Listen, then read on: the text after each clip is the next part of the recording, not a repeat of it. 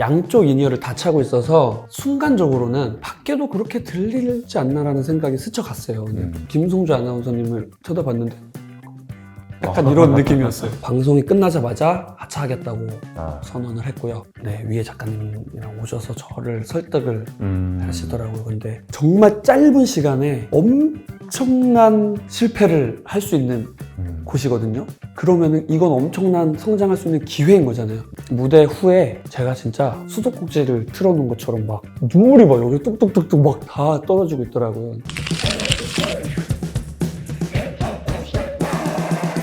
모든 K-음악 매력을 다양하게 참견하는 프로그램 K-POP 참참. 안녕하세요. 저는 대중음악 평론가 김도헌입니다. 저희 K-POP 참참에 오늘은 굉장히 많은 분들의 사랑을 받고 있는 박지후님 모시고 이야기 나눠보도록 하겠습니다. 미스터트롯 탑 9을 차지한 가수 박지우입니다.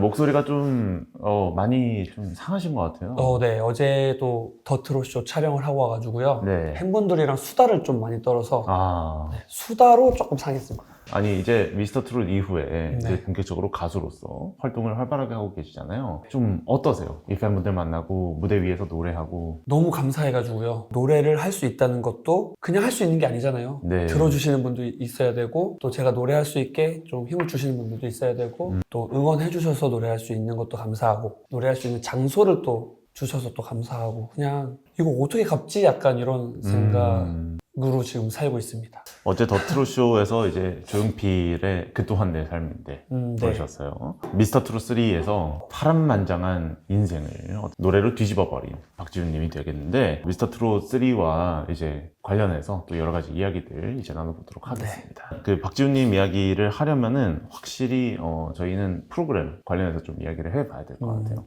경연 프로그램은 세 번째셨습니다. 이제 첫 번째가 오빠 시대, 그리고 아침마당, 그리고 미스터트롯 3였는데 미스터트롯 3 오디션 출연하게 된 계기가 궁금합니다. 결정적인 계기는 이제 아침마당 때문이고요. 아침마당에 나갔는데 저를 이제 좋아해 주시는 분들이 나이대가 연령층이 이제 높아지다 보니까 제가 유튜브에서 이제 라이브하고 버스킹도 하고 하는데 신청곡이 트로트가 많이 들어오더라고요. 네. 그래서 트로트를 연습하고 노래를 부르다 보니까 트로트에 관심도 많이 생겼고 팬분들이 제가 조금 더 유명해졌으면 좋겠다 하시고 막 그런 바람들을 이렇게 말씀해 주시니까 더 저도 열심히 해야겠다는 생각도 들고 도전도 해야겠다라는 생각도 들어서 바로 참가 신청을 소식이 들리자마자 참가 신청을 했습니다. 그러면 좀 거꾸로 거슬러 올라 보겠습니다. 아침마당 프로그램에서 이제 3승을 거두시면서 어쨌든 팬분들도 좀 어느 정도 확보가 되시고 또 미디어에서도 어느 정도 노출을 하신 건데 그 전에 사실 오빠 시대라는 경연도 나가지 않으셨습니까? 가수의 꿈 언제부터 키우게 되셨는지. 제가 정확하게 알고 있는데요. 생활기록부를 떼본 적이 있어요. 어렸을 때. 그 미스터트롯 때문에 이제 필요해서 생활기록부를 뗐는데 정확하게 5학년부터 장래희망의 가수라고 적어놨더라고요.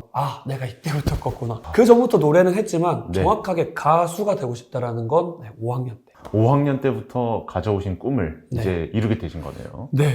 몇 년 걸린 거지? 정말 또 굴곡진 삶 그러면서도 노래 하나만 가지고 이 자리까지 오셨잖아요. 맞아요. 뭐 많은 분들이 이제 보시면서 그런 박지훈님의 사연에 대해서 많이 또 공감도 해주시고 경연 첫 무대곡이 인생아 고마웠다. 와 정말 박지훈님의 서사를 완벽하게 소개해주는 노래가 아니었나 싶습니다. 이 노래 선곡하시면서 좀 생각이 많으셨을 것 같은데요. 이 노래는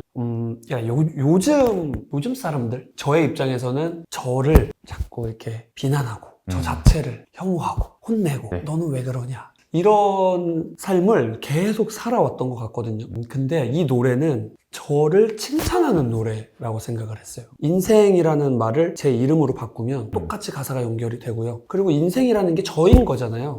그래서 이 노래에 너무 좀 감동을 받은 순간이 있었는데 만약에 어떤 큰 무대에 가면 이 노래를 꼭 불러봐야겠다라고 생각을 하고 있었고요. 그 무대에서 저를 칭찬을 해주고 싶었습니다. 그 모습이 시청자분들한테 좋은 반응을 얻어서 상위권의 투표로 이제 증명이 됐어요. 저의 스토리도 스토리지만 그걸 느끼실 수 있었을 것 같기도 해요. 저는 사실 그렇게 인생이 드러나는 노래를 해야 사실 어느 정도는 보시는 분들이 특히 미스터트롯 같은 경연 프로그램은 또 서사가 중요하잖아요. 맞아요. 사연도 중요하고 그리고 노래도 중요하고 맞아요. 그래서 이 모든 박자가 맞아떨어지면서 이제 네. 박지훈님이 미스터 트롯 3에서 연착륙을 하셨습니다. 네. 그런데 이게 제가 아까 인생 여정이라고 말씀드렸잖아요. 네. 방송 내내 또 녹화하시면서 더 많이 느끼셨겠지만 방송도 쉽지 않았습니다.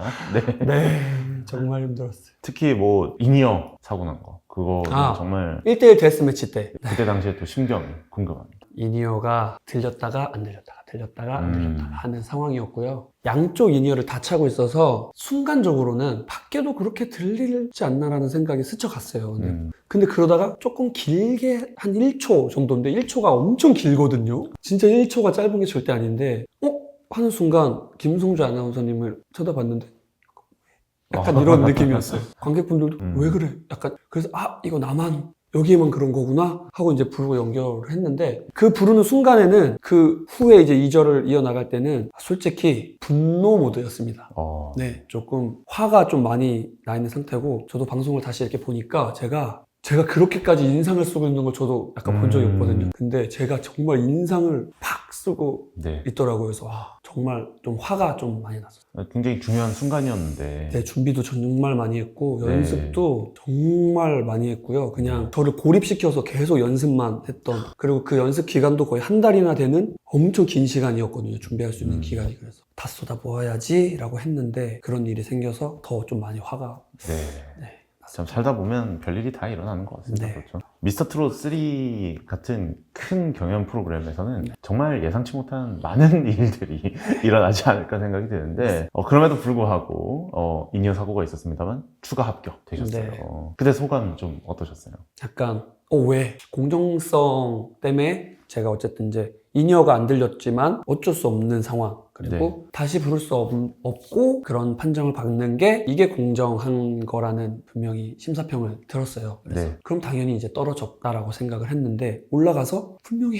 그렇게 말씀하셨었는데 왜 날 올렸지? 그래서 그때 좀 혼란스러웠고요.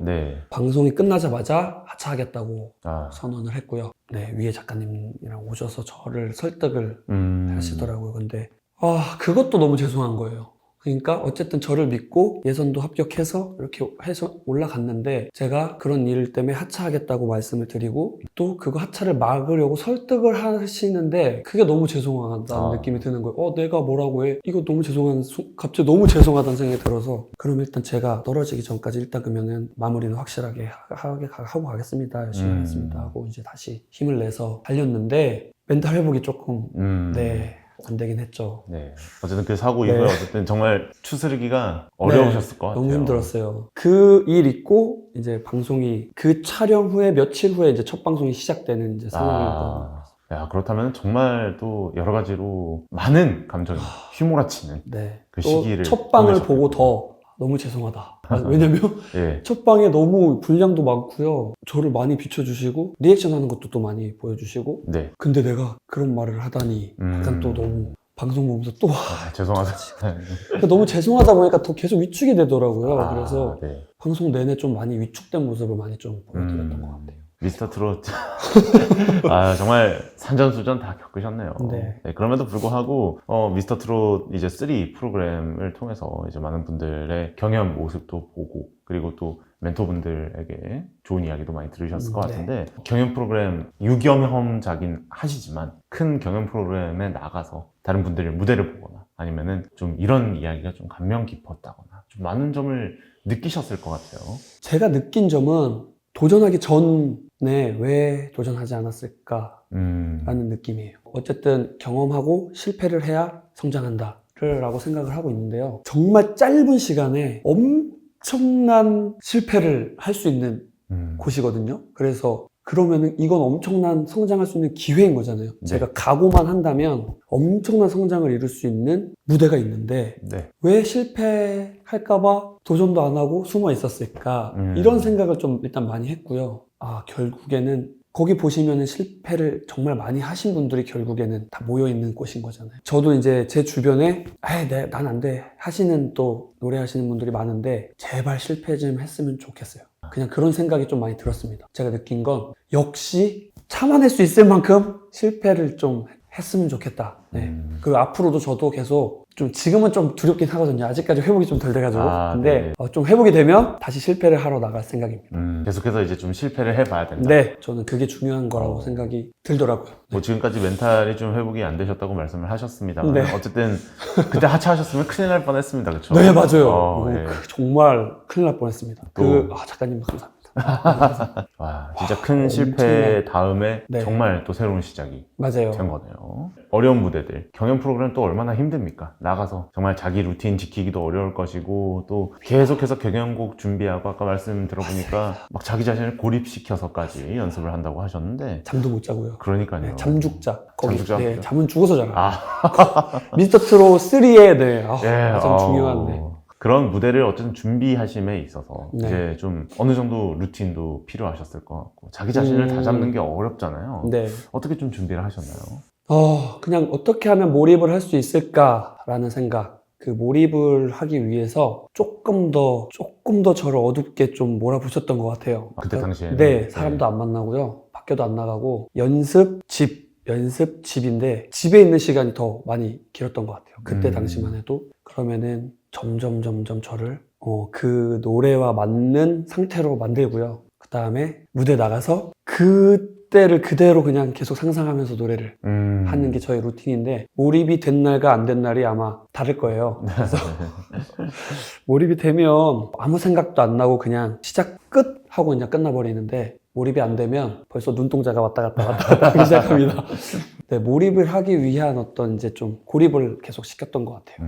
그럼에도 불구하고 어쨌든 그 시기 동안 많은 분들이 또 박지훈님을 응원을 해주셨고 또 맞아요. 격려와 응원을 보내주셨기 때문에 지금 이렇게 가수로서 활발하게 활동을 하고 계신 거잖아요. 미스터 트롯 3 가장 기억에 남는 순간이 있으십니까?